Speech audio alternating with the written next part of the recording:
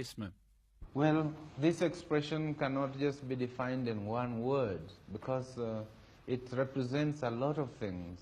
It represents, for example, our belief that in Africa, the kind of economic, social, and political institutions that make sense must find their meaning in the African setup.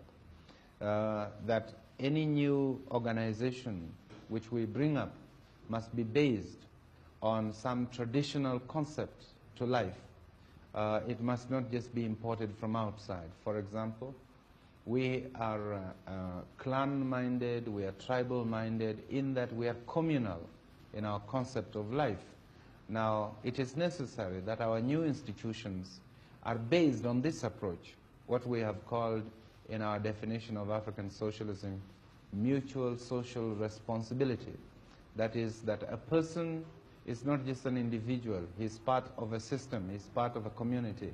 He has responsibilities within that community. He has duties to perform in that community. But in turn, the community has also got responsibility to him. They have duties towards him and his children.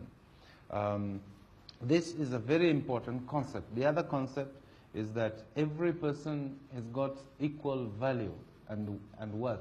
Although some of our people in traditional life had a lot of wealth, but their wealth was not really belonging to them as individuals.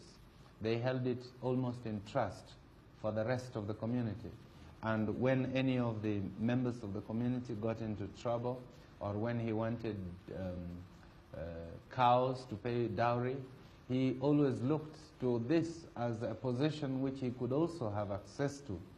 So that there is this element of acknowledging individuals as equal humans in the community. The third one is that every decision was made through consultation and discussion and by a consensus. There was no question of one person deciding for the rest or of a minority deciding for the rest. There was also a proper procedure which laid down how every decision must be taken and at what level different decisions must be taken. There was a procedure by which certain members of the community attained seniority, and by that seniority they were in a position to take certain decisions on behalf of the community. This is the democratic nature of our society. And lastly, there was the element that there was belief in a supreme being. That is, we paid homage to God or gods. We acknowledged there existed a God. We had certain religious functions, not denominational, but born in our tradition. Before we harvest, we have to do certain things to pay homage to God. Before we go to break the ground for cultivation, we pay homage to God. So that there is a distinction, for example, between what we believe in as socialists and what the communists believe in. There is a basic distinction. And the other distinction with other socialists, say the democratic socialists, the Christian socialists of Europe, and the Labour Party in Britain, is that we believe that our socialism must be founded from certain African traditions. Now, into this Kenya, countries from around the world want to help to come with their aid. And I understand that you are interested in assistance from abroad, is that right? This is true, yes. Now, what kind of aid would you be mostly interested in, Mr. Mboya? Well, there are two major problems in a developing country like ours. One is the shortage of manpower, and the second is the shortage of capital. Capital both for government activities and also for investment in the private sector. So we are interested in aid, in bringing into the country enough capital to facilitate our development. We are also interested in aid in terms of investments, those who wish to invest in the private sector. But you see, if you have capital alone and you don't have the required manpower, you cannot use the capital. And so we are always also interested that where we get capital, we should also get some technical assistance people who can help us to carry out our projects. But our long-term objective is to move away from aid so that we can concentrate on trade. Our policy is to minimize aid and expand trade as the years go by. And we are very anxious to develop trade relations with outside countries. I think mostly we want to develop trade relations with our neighboring countries within Africa, because in the final analysis, intra-African trade is more important to us than trade with foreign countries who have a very highly sophisticated economic setup. How is your thinking when you think of the slogan Africa for Africans? What role will the Europeans and the Indians play in the future Kenya? Well, I think one thing is to distinguish between what this means in terms of government. What it means in terms of government is that the governments of Africa must be African governments. This is really what it means.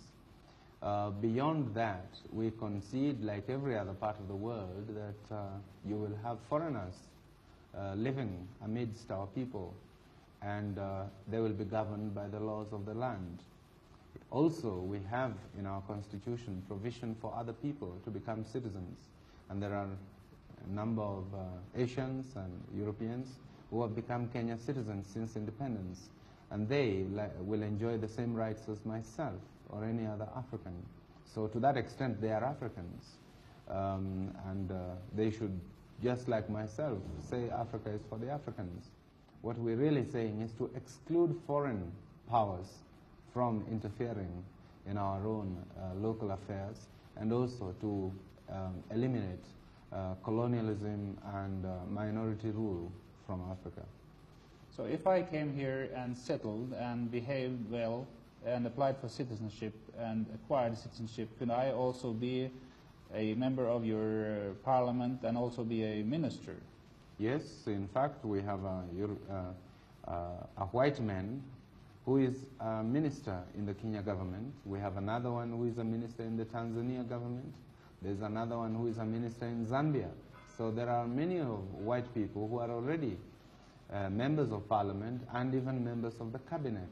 In the case of the Kenya minister, Mr. Mackenzie, he's not only a white man, he is a former South African, but he's become a Kenya citizen, and he is accepted by the Kenya people. He is a member of our party, and as a result, he has become a minister since independence.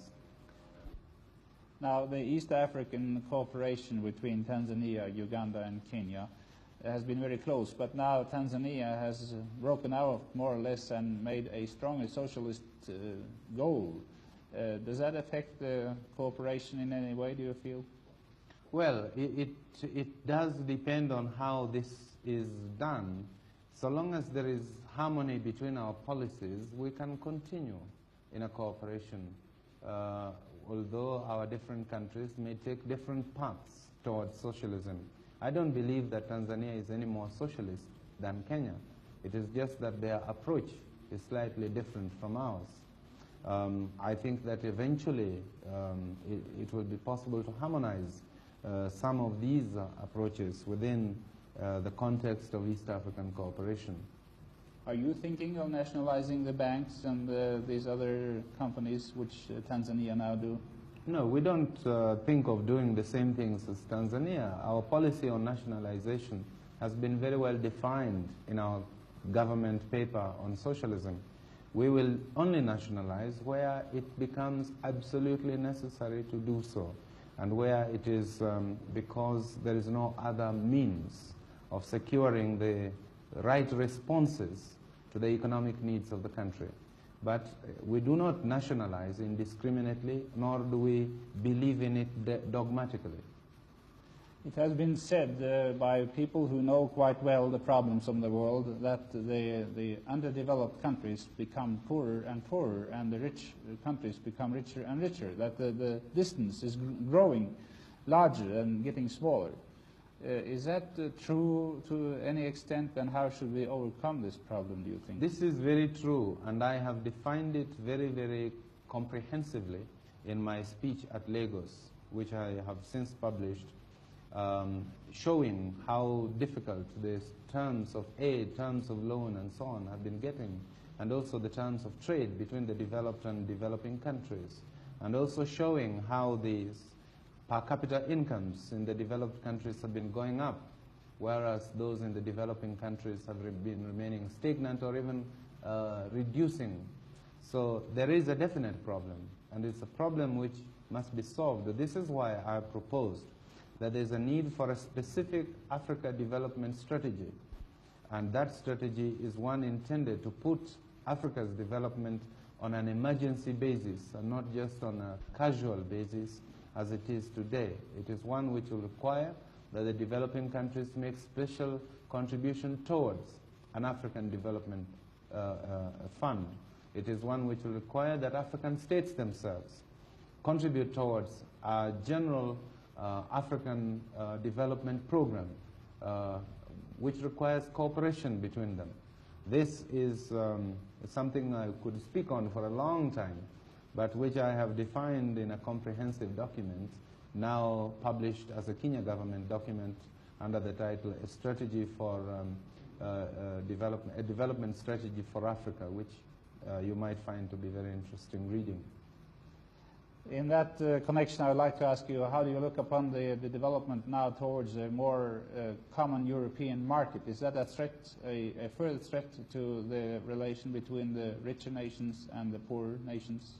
No, I don't think so. I think it is a logical development in Europe. I don't think there is very much of an alternative for Europe but to do this, especially with the end of colonial empires. Europe has to reorganize herself. Does this affect Africa in any way?